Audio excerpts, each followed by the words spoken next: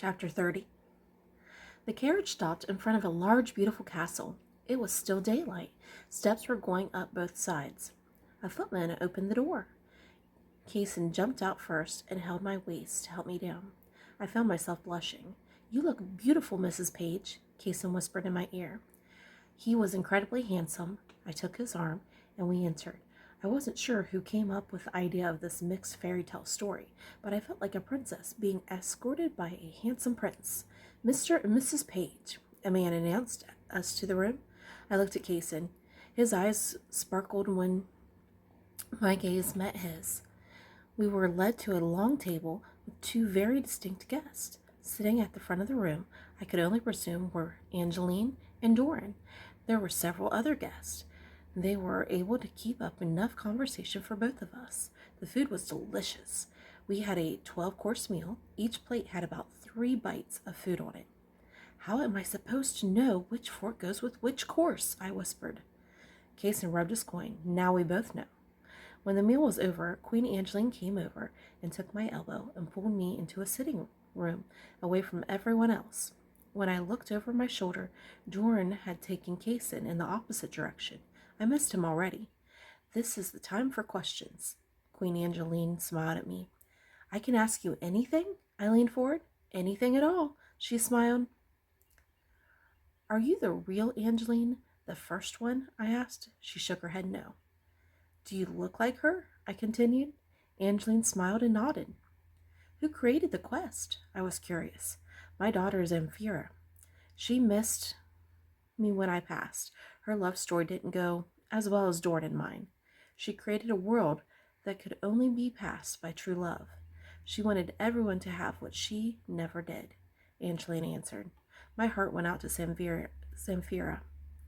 "Why do you look so sad?" Angeline asked. "I wish Samphira had found true love too," I whispered. "Like you and Kaysen?" Angeline smiled softly. I swallowed. I wasn't sure what to say. The truth was, I was probably already in love with him. I merely nodded. "I know he feels the same way," Angeline smiled. "Does everyone get invited to the castle?" I asked. "No." Angeline shook her head.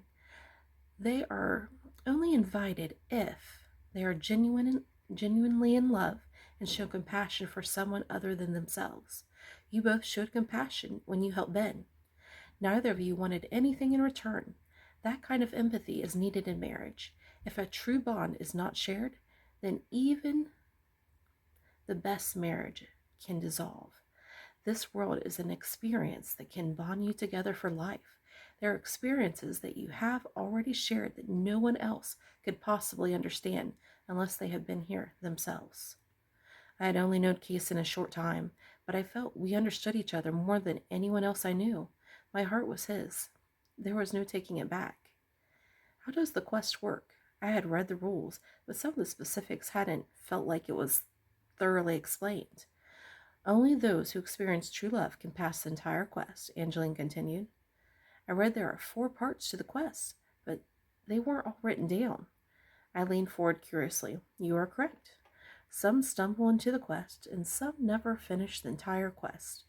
Some use their storyteller abilities to find out, and still others, like you, ask." Part 1. To keep your storyteller abilities, you have to stay here at least 1 year. Part 2. You must obtain the green emerald in the dragon's lair. Part 3.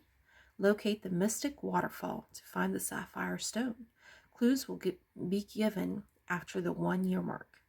Part 4. Catch a moonbeam. Part 5 isn't listed in the book or anywhere else but my lips. The longer you stay in the village of Angeline, the longer you will live in the real world. There is no better joy than spending the life filled with love and mutual respect.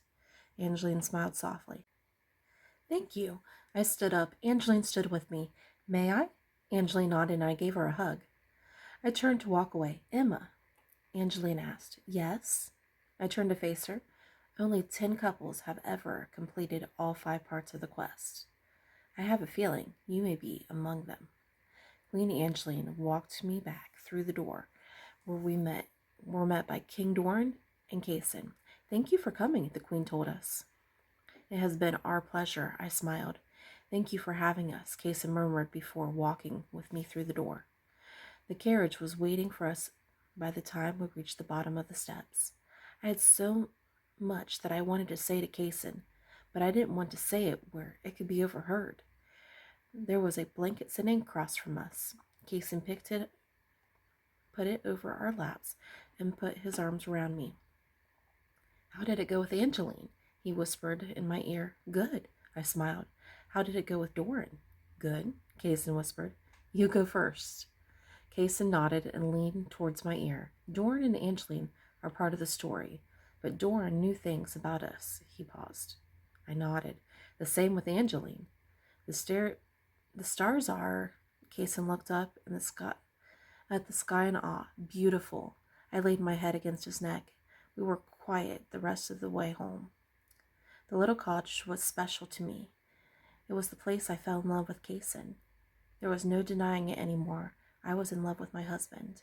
I wasn't sure how I felt about that, but sitting here, looking up the stars, with him close by, was one of those perfect moments. The carriage stopped, and Kaysen helped me down like a gentleman. Thank you, we both told the man who drove us home.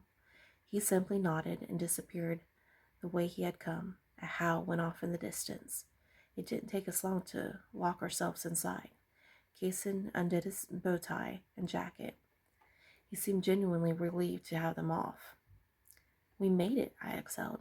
I'm not too big on the fancy stuff, Kaysen confessed. Me either, I admitted.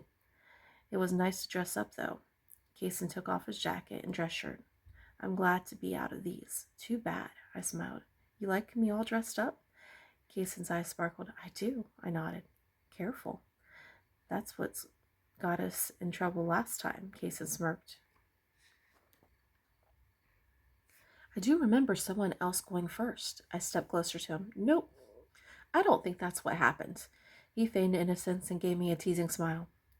Selective memory? I put my hand on his cheek.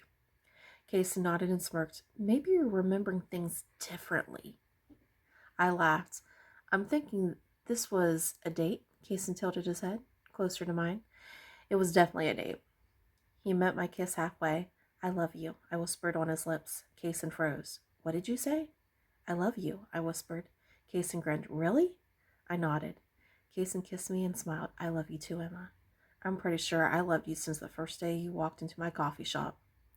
You're just saying that, I smiled. Kaysen shook his head no. I am very much in love with you, Emma Page.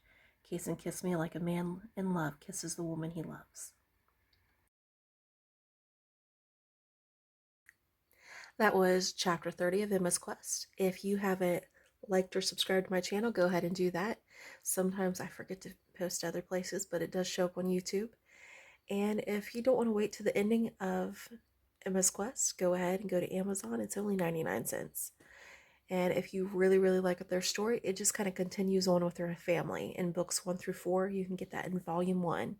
And right now, that is $4.99, so it's not too bad. But anyway, I hope you have a great day and enjoy the rest of your week. Till next time. Love you guys. Bye.